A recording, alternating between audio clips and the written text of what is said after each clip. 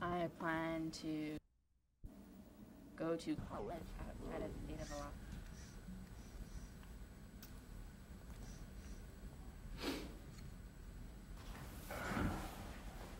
So how do you like your job? How fulfilling is it? I really like it. It's very rewarding. And then a huge part of it is just that the camp department itself is very, very upbeat. And, you know, that just plays a huge factor into your every work day. You know, it's just you're around people who love what they do and who also are very active and who are sincere about promoting a healthy lifestyle. So, yeah. I mean, it's also like it's motivated me to eat healthier and then to know that when I'm exercising, I'm doing it for a good thing. So since you've been working with them, then has your health factor gone up, would you say?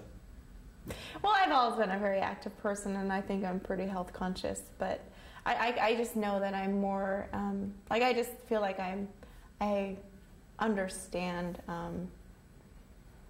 you know, why some certain foods are healthier than others, and I just feel like I've gained a lot more information, health information, and I have the facts to back me up about why eating lots of fiber is good, you know, and that sort of thing.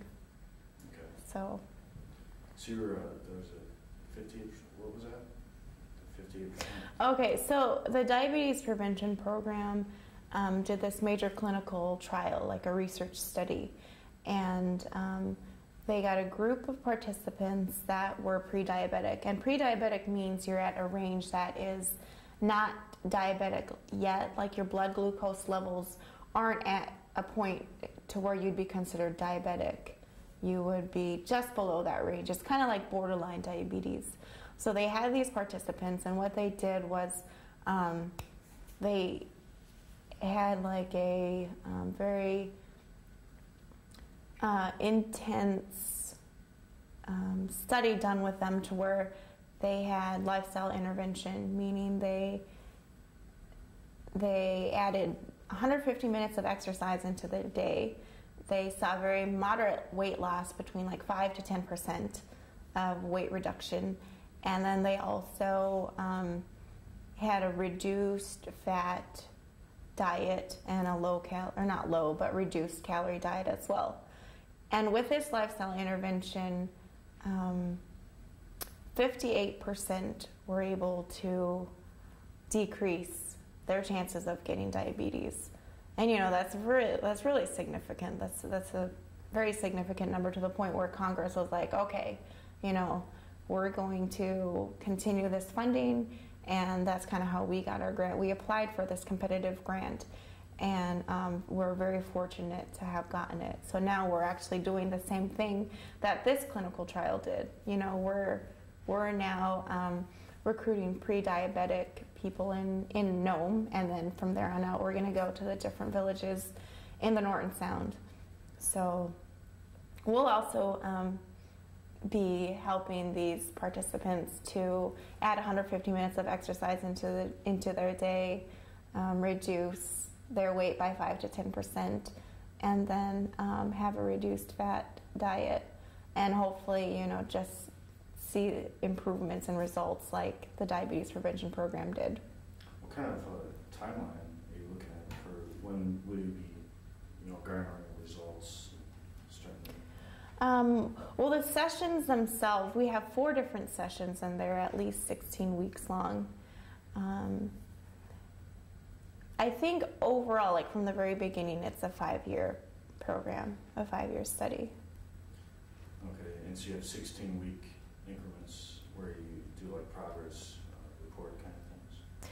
Well, 16 to 24 weeks actually, and it's a different group of participants every session.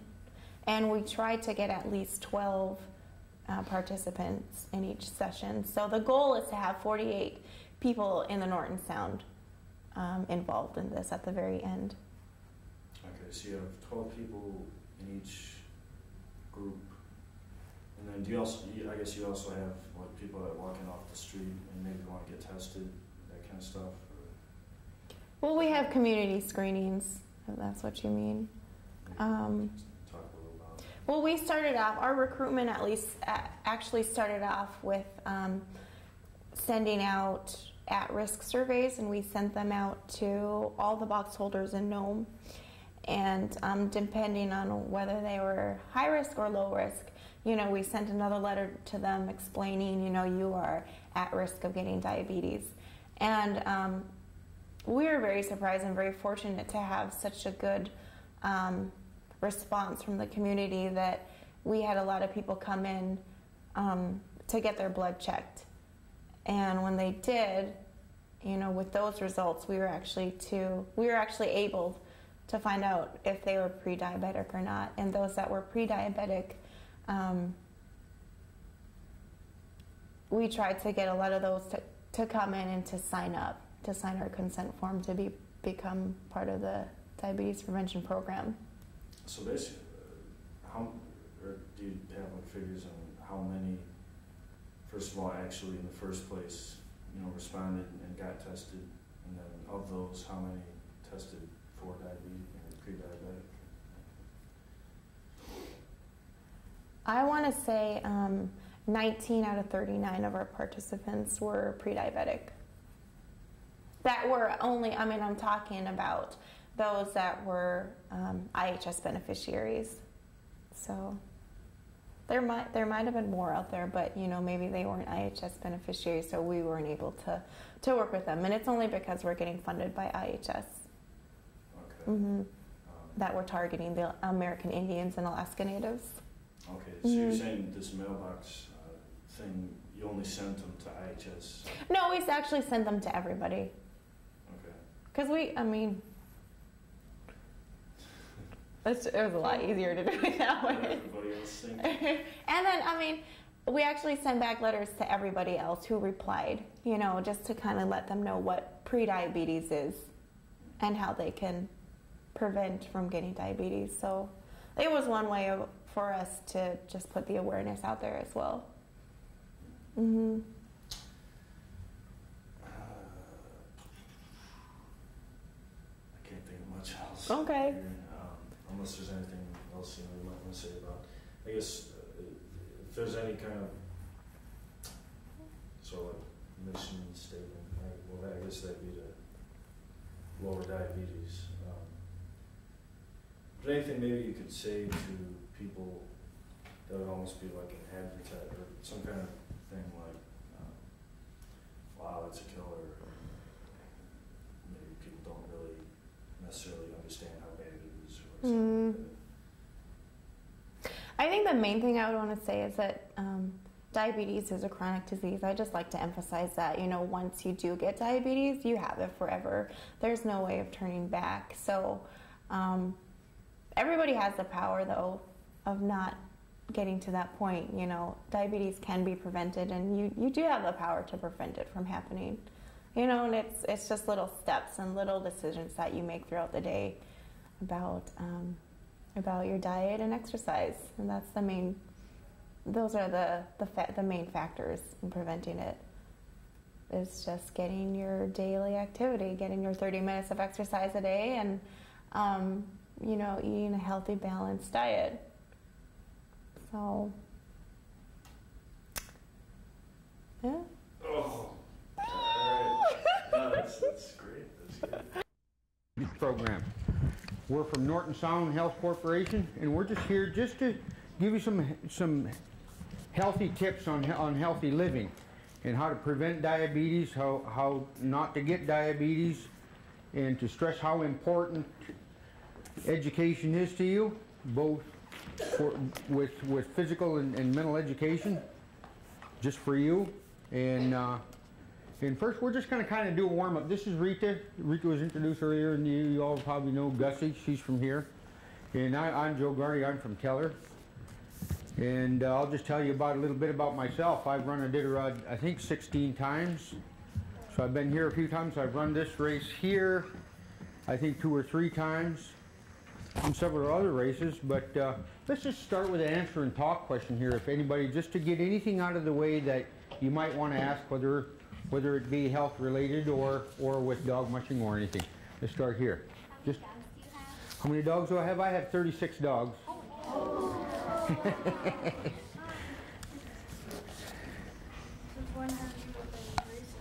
I've been racing actually since the day I got out of high school. I went up to school to 12th grade, and the following year, by then I was already getting into the racing. When did you get your first dog? My first dog, oh geez, I can remember. I wouldn't even begin to know how old I was. I was probably about 6 years old. Do you have diabetes? No, I sure don't have diabetes, and I'm lucky that I don't, because I was not always did I live the healthiest lifestyle until here recently in the last few years. When did you first find the idea? The first Iditarod was in '78, and I can remember the guy I stayed here. I stayed with a Gussie Ivanoff here in Unalakleet. Did you like dog racing? Excuse me? Did you like dog racing? Do I like dog racing? I must, because I think I've raced for about 35 years now. Have you ever entered the snow machine race? Snow machine race? No, I sure didn't. I never really owned. I owned about two or three snow machines in my life, and one I've kind of gotten rid of them all. I just couldn't keep them running until we got one here last couple of years. I've never really had one. How long is one Iditarod? Excuse me? How long is one Iditarod? How long is one Iditarod? It's approximately 1,000 miles. They call it 1,049 miles. 49 for the 49th state, to symbolize the 49th state, and it takes at least 10 days. It averages 10 days. What got you into dog machines? What got me into dog mushing? Well, actually what got me into dog mushing, when I grew up in the village, there was no snow machines. Snow machines hadn't really arrived yet. I guess they were invented somewhere. They were in the works, but they hadn't arrived to the village I was in yet, and there was no snow machines there at all. It was all dog mushing. And by the time I got out of grade school, we had a high school, no high school, so we went to the lower 48 to the States for high school. And when I came back, there were snow machines, and there was still a few dogs, and I went back to the dogs. Do you have any kids? Any kids? I have 6 girls. Most of them are grown up and gone. I have 2 girls left at home.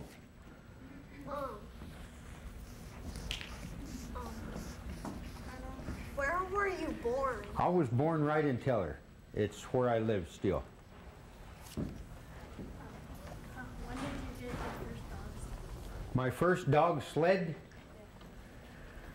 Well, I was using sleds that belonged to my parents and off and on, and I probably, by the time I was about 19 or so, I built my first sled. What's your fastest Iditarod? My fastest Iditarod race, Have you ever won the Iditarod? 16 times. Who was your leader dog? My leader, his name is Wrecker and Spark right now. Do you ever get in last place? Last place, no, but if I did, I'd probably really enjoy myself and have a nice camping trip along the way. How many times did you get in first? I haven't gotten first yet. I've been second, third, fourth. I've been 5th, 7th, 9th, right in there. And that's why I'm still competing, I think. Is dog mushing fun? For me, it's fun, and it's something I found I enjoy doing, and I'm still doing it. How old are you? I'm 52. Is that old? What were you involved in dog mushing? What? Excuse me? What were you involved in dog mushing? What was I involved in it? Well, it was where I started off doing was growing up as a child in the village. Was every young man eventually was going to be a dogman. You were going to run dogs. Your life revolved around dog mushing.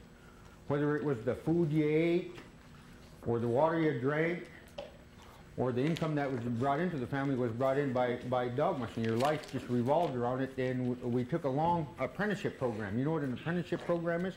It's like training for a job. We learned how to build sleds, harnesses, how to hunt and fish for our dogs, and by the time I was done with it, well, and that's why I kept on with dogs, was the snow machine come in, and I just couldn't let my apprenticeship go. Okay, we got time for a few more questions here. Did any of your dogs die? No, they sure didn't. I've been lucky. Did one of the Iditarod racers get hurt? Get hurt? There's been a number of them, several of them hurt, and in fact I've been hurt a time or two, but nothing real serious. What time did you start? What time did we start on this race? We started at 10 o'clock in the morning and we finished approximately about 3:30 somewhere the next day. What are all your dogs? Excuse me? What are all your dogs? Well, I'd have to come up with all 36 of them. I got a Spark and a Wrecker right now and a Noisy.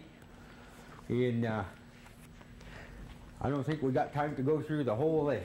Are you going to go dog watching with you? This year? No, not on the Iditarod. I hope to go next year. How old were you when you started? When I started, well, I guess I started probably younger than when you were. I remember riding, my earliest childhood memory was riding in a sled. Do you have to go to college to dog watch? It's kind of like college, I guess. Like I was just telling the young man here earlier, he asked a question how I was involved. It was with an apprenticeship program. It was like an apprentice. It was no different than school, getting an education. Yes, you do. You just can't get onto a sled. You got to learn from someplace. Were you nervous when you started? Excuse me? Were you nervous when you started? Listen, I'm nervous every day before a race, maybe a week before the race. Seems I've run a lot of races, but it still never goes away. I'm a little rattled every time, but just when it's over, I'm happy. When was your worst fitness? When were you in your worst fitness? In my worst fitness, probably, I'd say probably when I was in my mid-30s or so. I fell into a really unhealthy lifestyle of eating bad food and drinking way too much alcohol and partying, and that was probably my worst, mentally and physically, and it came together. Are any of your dogs your house pets? House pets, well, we did have one for some time and don't have the dog any longer, but I've had one house pet. How old was your oldest dog?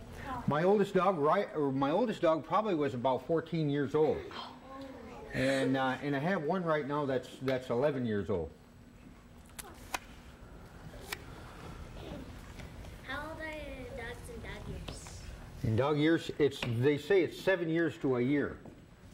To 1 year is 7 years. Have you ever passed Dee Dee General, yes, I've passed her, and I've actually beat her a time or two. And now she's beaten me in the last few years. I plan on remedying that.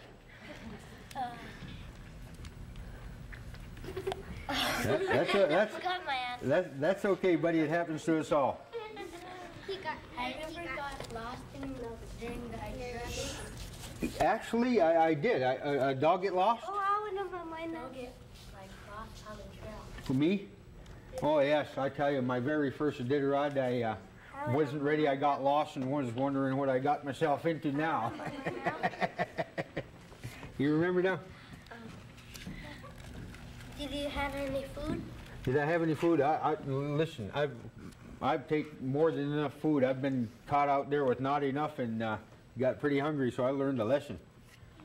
Did you still have 36 dogs when it was your first time? No, I didn't have that many always. It just seems like I just get attached to them and just acquiring more dogs. When do you plan to retire?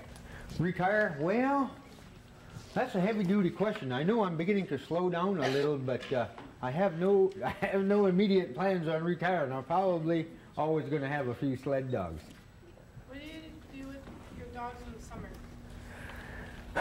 Depending upon whether I got employment out of the village or in the village. If I'm in the village and it's 24 hours of daylight during the summer, fortunately, I like to keep them exercised at least 3 days a week. And of course, they're on a real healthy diet. What's your favorite dog? My favorite dog's name, boy, I'd have to say dogs with a plural form. I like them all. Of course, there's a couple of favorites, but I spend at least minimum of 8 hours a day with them, so I get attached on them all. Did your sled ever flip over? Excuse me? Oh, listen, it flipped over on me at least 3 times on this run between Keltag and Unalakleet this race, and I'm feeling the hurts everywhere.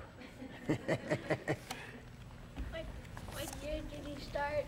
What year did I start? Boy, you know, my math is so bad, I'd have to go, I'm 52 years old. I got out of high school, I was probably 19. We'll have to do a little math work. So some mathematician would have to help me out. Excuse me? 31 years? Oh, okay. Okay, we got time for a couple of more questions, then we're going to kind of get on to our program here. Fox and Wolverine. My dad used to have a dog, and they'll put him in hard positions. Has your dogs ever put you in hard positions? Oh yeah, they've done some things I wasn't expecting. Seems like every time I'm going to go on an easy run, just take it easy today and go on a minor little run. Well, it turns into something pretty drastic. It gets pretty interesting at times. They'll take me, at times I think I got perfect control, and they'll take me on a run that I wasn't expecting.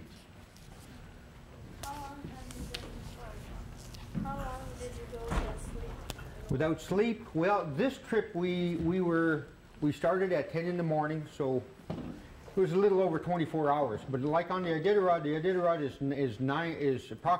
averages about 10 days, and you probably get 2 or 3 hours of sleep in a 24-hour period. Have you ever got frostbitten? Frostbitten, oh, many times. I think everybody that lives in the north just gets that eventually. Cold, listen, I was so cold on this trip, I was even too cold to eat or drink anything until I got to the nice warm cabin. What would happen if one of your dogs dies? What would happen? Well, they have rules for a dog that dies on the trail, and I've been fortunate. I've been racing for a lot of years and never had one die on me, but there's disqualification rules. They bring them through and get an autopsy done on them to see what happens to them. What had happened to them. Can I have your autograph? We'll get to that here when it proves it. I will give you one though. There's no doubt. What was the coldest temperature you ever ran in? I ever ran in. I ran the Yukon Quest years ago, and it was the coldest race recorded. It was 79 below. Holy cow! At one point. Have your dogs ever gotten in a dog fight? Oh yeah, but as soon as they're pups, probably no different than your mom and dad does with you. If you fight with your brother and sister, you probably get a little spanking. So that teaches you not to fight, and that's exactly what I do with my pups. Is when fights break out, I'm on it. Yeah, you got your hand up, or are you just stretching? Do you have any girl dogs on you? Yes, I do. Over half of mine are females, as we call them. Yeah. Do your dogs try to chase the animals that you see? At times they want to, but I refrain from chasing anything. That's kind of disobedience.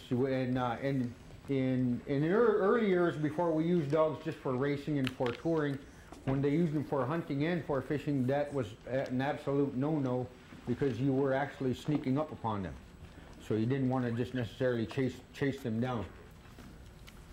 How are you? Right there. You up. When is your birthday? My birthday, June 27th. Oh, that's close. And, you know, as they got on, I'm not too interested in them anymore. On? Well, there's times I do sleep in my sled. If it's a fairly nice day, I'll take a nap in my sled, or get into the sled bag with a sleeping bag and nap there. But if I could time it to where I can get to a checkpoint or a cabin, I'd rather sleep in a cabin or in a checkpoint.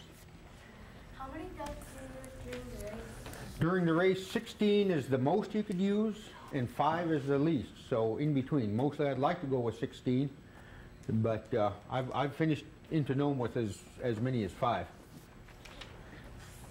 Did any of your dogs or did when you were racing, did any of your dogs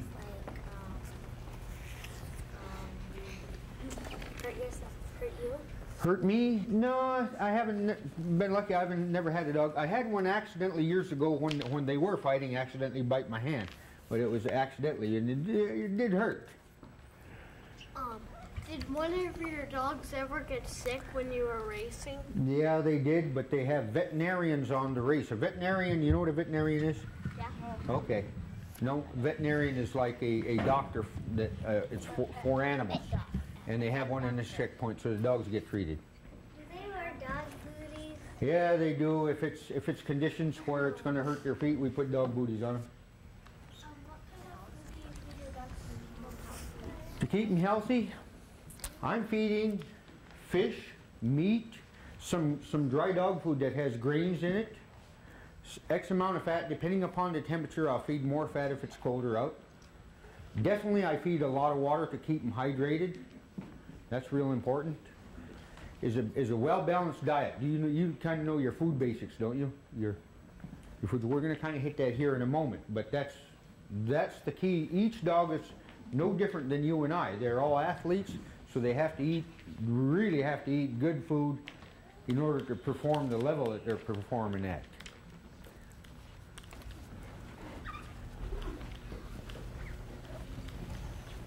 Yeah. It's okay. Listen, it happens to us all. I wouldn't worry about it. That happens to me several times in the course of one day.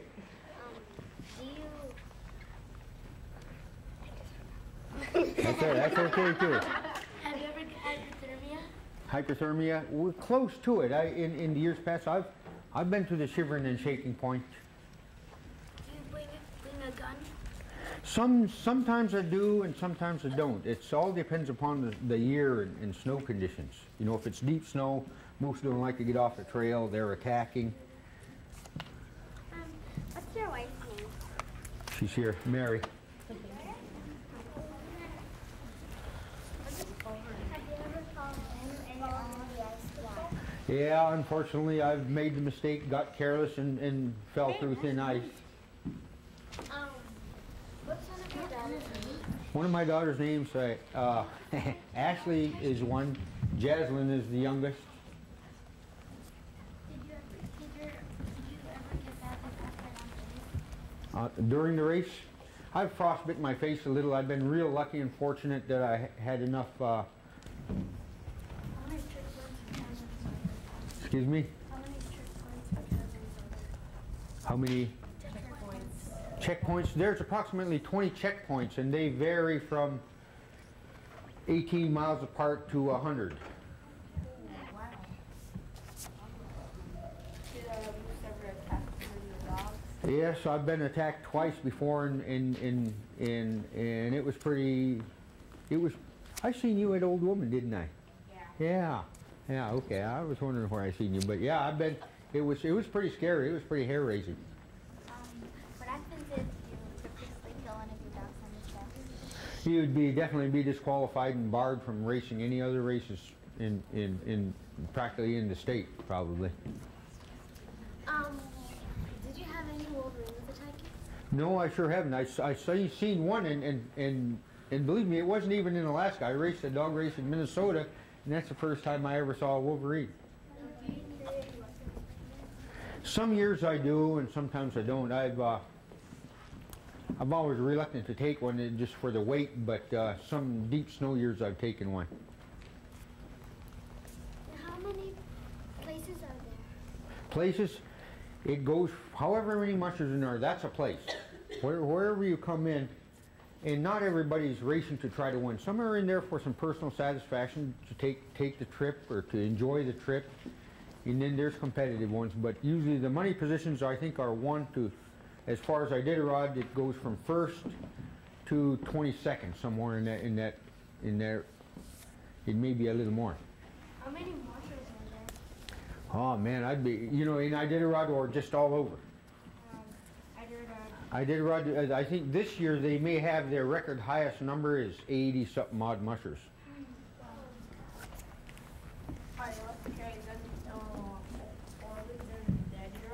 Yeah, you're allowed to carry a gun, and but there is also rules stating that if you do have to shoot a moose for self-protection, that you have to cut it up and report with the authorities, the U.S. Fish and Game.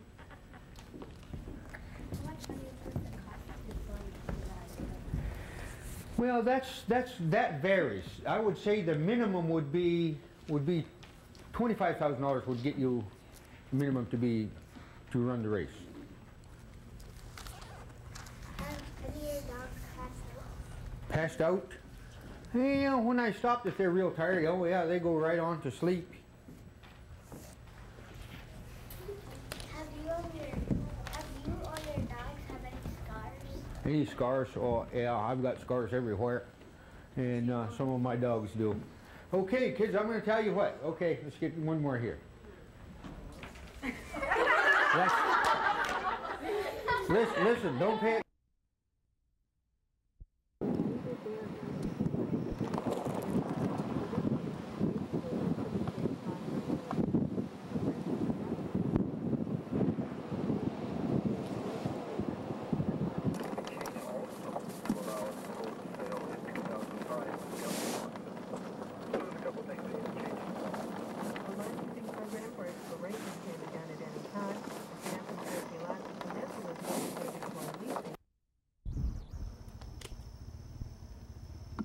First of all, if you could just say your name and spell it for me. Sure. My name is Ingrid Cumberlich.